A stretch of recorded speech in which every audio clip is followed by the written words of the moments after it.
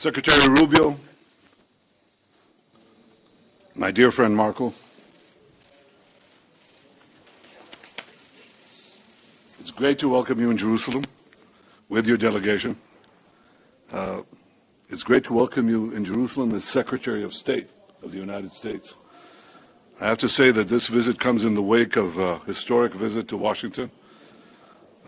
I've said, and I'm going to repeat it again, because it's so true. President Trump is the greatest friend that Israel has ever had in the White House.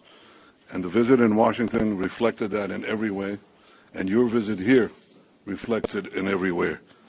Throughout your political career, you've been a great supporter of Israel and a great champion of the U.S.-Israel alliance. I have no doubt that your unwavering support will continue during your tenure as Secretary of State, and I also have no doubt that you'll be a voice of clarity and courage on the world stage for the values that we in Israel, you in America, hold dear, the values of freedom for all those who cherish liberty. You're already doing that, and I want to tell you that it's heard loud and clear here and everywhere else. Today, Secretary Rubio and I had a very productive discussion with our staffs on a number of issues. None of them are more important than Iran. Israel and America stand shoulder to shoulder in countering the threat of Iran. We agreed that the Ayatollahs must not have nuclear weapons. And we also agreed that Iran's aggression in the region has to be rolled back. Over the last 16 months, Israel has dealt a mighty blow to Iran's terror axis. Under the strong leadership of President Trump and with your unflinching support, I have no doubt that we can and will finish the job. We also spoke a great deal about Gaza. I thank Secretary Rubio for President Trump's assistance in helping us secure the release of another 3 hostages yesterday. These are hostages that Hamas refused to support only a few days to release only a few days earlier. And I also thanked him for America's unequivocal backing for Israel's policy in Gaza in moving forward.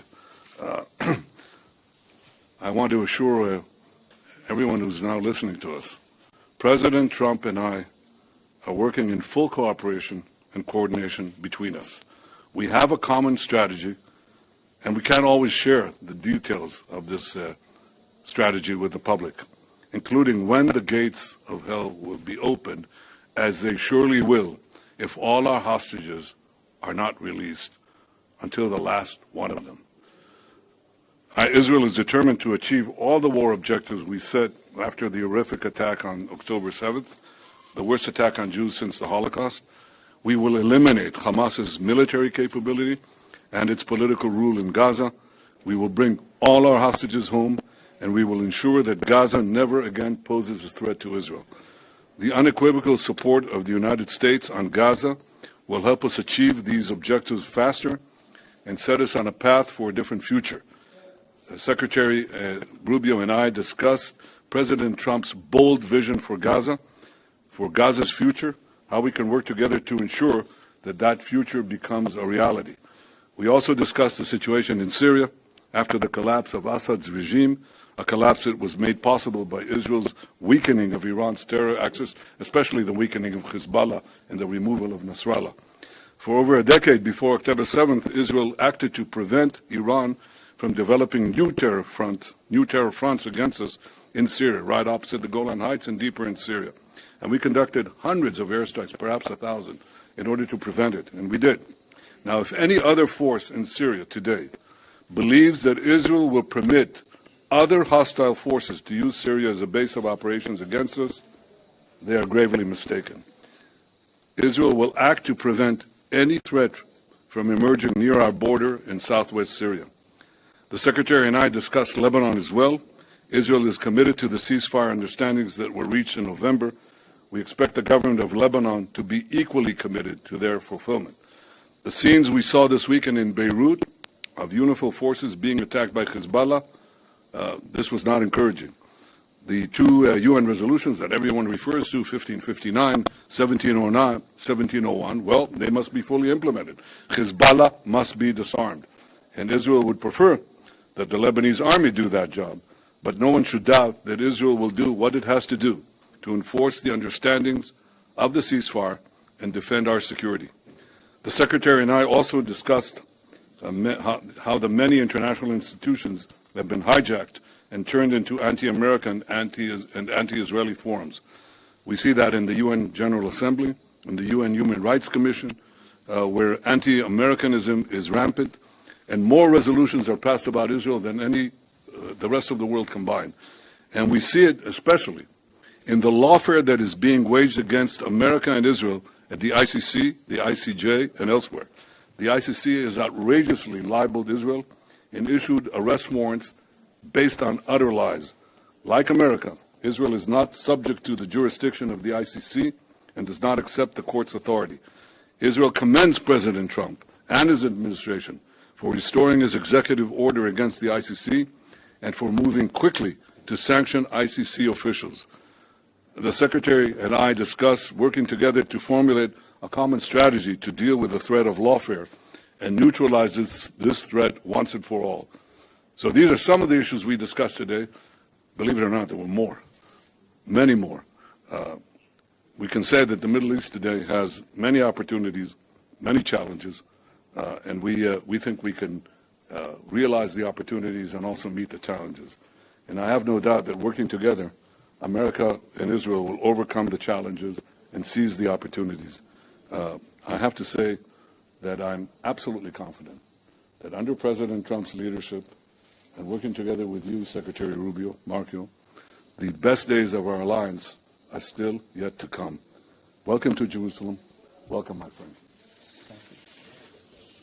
Thank you, Mr. Prime Minister. It is an honor to be back here. I've been here many times before as an American visiting and then as a member of the United States Senate, but now for the first time as the Secretary of State of the United States, and it's an honor to be here. And it's an honor to serve in this role on behalf of President Donald Trump, who, as you've accurately stated, Mr. Prime Minister, is a tremendous friend of Israel. There's been no stronger ally for Israel in the White House than President Trump. He's also a man that speaks clearly and unambiguously and makes clear his views on issues. The first he's made clear is, and as you've pointed out, and the hostages need to come home, they need to be released. And you work in very close coordination with him. He's working in very close coordination, but with the Prime Minister and his government in ensuring that that happens. That must happen. It's not optional. And would add that that's a goal we share in common, and that is something we work on very closely together. The President's also been very bold about his view of what the future for Gaza should be. Not the same tired ideas of the past, but something that's bold and something that, frankly, took courage and vision in order to outline. And it may have shocked and surprised many, but what cannot continue is the same cycle where we repeat over and over again and wind up in the exact same place. Related to that, the President's been very clear. Hamas cannot continue as a military or government force. And frankly, as long as it stands as a force that can govern or as a force that can administer or as a force that can threaten by use of violence, peace becomes impossible. They must be eliminated. It must be eradicated. On the broader issues that we discussed as well is the questions in Syria. And while the fall of Assad is certainly promising and important, if Syria replacing one destabilizing force for another is not a positive development. And that is something that we will watch very carefully as we seek to craft our own strategy with regards to how to approach the events in Syria. In the case of Lebanon, our goals are aligned and the same. A strong Lebanese state that can take on and disarm Hezbollah. The common theme in all of these challenges is Iran. It is the single greatest source of instability in the region. Behind every terrorist group, behind every act of violence, behind every destabilizing activity, behind everything that threatens peace and stability for the millions of people who call this region home, is Iran. And by Iran, I mean the Ayatollahs. By Iran, I mean its regime. A regime who, by the way, its people don't support. The people of Iran are victims of that regime. And so I think it's important to constantly point that whether we talk about Hamas or we talk about Hezbollah or we talk about violence in the West Bank or we talk about destabilization in Syria or we talk about any of these issues, the militias in Iraq, they all have behind them one common theme, Iran. And that must be addressed. And there can never be a nuclear Iran. A nuclear Iran that could then hold itself immune from pressure and from action. That can never happen. The President's been clear about that as well.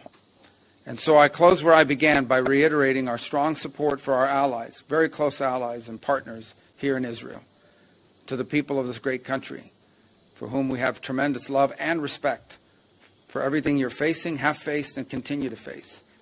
It is an extraordinary story of bravery. A nation founded in the ashes and in the aftermath of a horrifying crime against humanity, stood from its very inception, from the very day of its birth, against threats from every angle and every corner, and has served as an example to the world of a pluralistic society, a free enterprise democracy, and one that if there were more Israels in the Middle East, more countries like that, the world would be a safer and a better place. And this is what we hope for the region and for our planet.